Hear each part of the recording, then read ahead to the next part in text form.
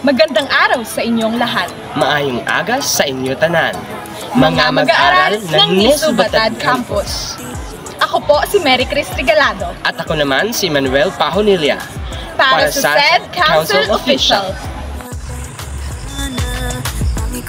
Magandang araw sa inyong lahat. Maayong agas sa inyong tanan. Mga mag-aaral ng Nisu Batad Campus.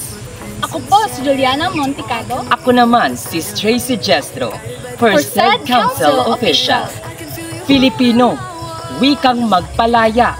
Sa araw na ito, ating susubukin ang inyong kaalaman tungkol sa ating wikang pambansa, pati na rin ang iba't ibang aspekto ng ating kultura na sumasalamin sa diwa ng kalayaan at pagkakaisa. Kaya ihanda na ang inyong mga isipan at sabay-sabay nating tuklasin ang yaman ng ating wika at kultura. Tara na at simulan na natin. Sa ating pagdiriwang ng Buwan ng Wika, tayo ay magbibigay pugay sa ating sariling wika. Sa pamamagitan ng isang mabilisang isang tanong, isang sagot. Maaari ko bang malaman ang iyong pangalan? Ko po, Sir Rhea Joy. Ano ang iyong kurso? BSN. Mahal mo ba ang wikang Filipino? Oo. Pag mahal mo, isalin mo! Wow! Wow! Para sa halagang 20 piso, bibigyan kita ng 5 segundo upang isalin sa salitang Filipino ang salitang universe, mundo. Ako si John Mark Bisonia at ang iyong kurso. Ang kinukuha kong kurso ay Bachelor of Secondary Education, major in English. Sa halagang 20 piso, sa loob ng 5 segundo, isalin ang salitang universe. Universe. Kalawakan.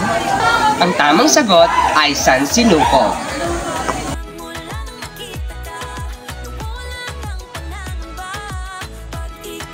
Ako nga pala si Aaron G. Pacardo. Ano ang iyong kurso? Nasa PSIT department po ako. Sa halagang 20 piso, bibigyan kita ng 5 segundo upang isalin sa salitang Filipino ang salitang toothpaste. Nice. Listen, look, and listen, and learn. Ako si Nathaniel Riveranyo. At ang iyong kurso? Ako ay nanggaling sa BSI Department. Sa halagang 20 piso, sa loob ng 5 segundo, isalin ang salitang toothpaste. Toothpaste.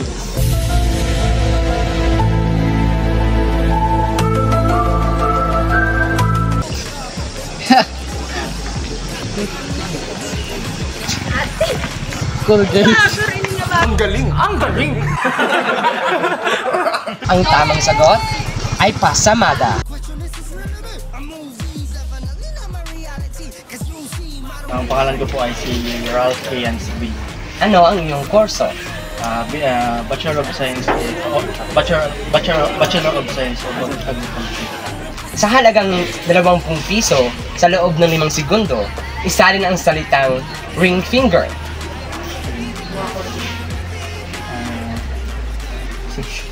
Ako po si Marco Barrieta. Ano ang iyong kurso? BS in Agriculture.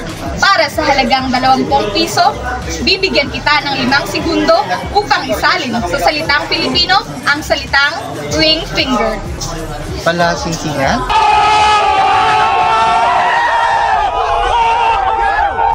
Tama ang iyong sagot. Ito ang iyong premyo. Thank you po. Ako nga pala si Amelia Joy R. Charisma. Kasalukuyang kinukuhang kurso ay ang BS Agriculture. Para sa 20 piso, bibigyan kita ng 5 segundo upang isalin sa salitang Filipino ang salitang arrogant. Arrogant, mayabang, mahangin, or mapagmataas.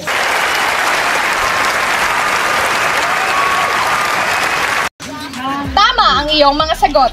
At ito ang iyong premyo. Thank you! Salamat!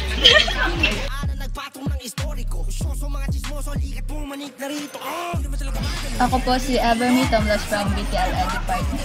Para sa imo, ano ang buot silingon ng Filipino, wikang mapagpalaya? Maliban sa komunikasyon, ito ay sumasalamin sa diwa ng kalayaan at pagkakaisa. I am Marco Grispito from BTLI 3. major in Information Communication Technology. Wikang Pilipino, mapagpalaya is this is our language nga free kita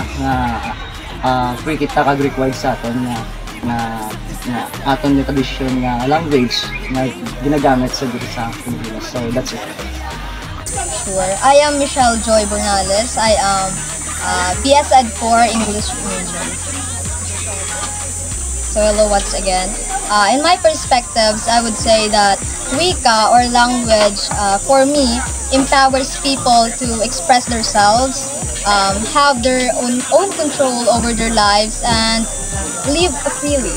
And that is all. Ako po si Ayendy Octaviano, nagmula po sa Departamento ng Bachelor of Science in Agriculture. Para sa iyo, anong ibig sabihin ng Filipino, wikang mapagpalaya?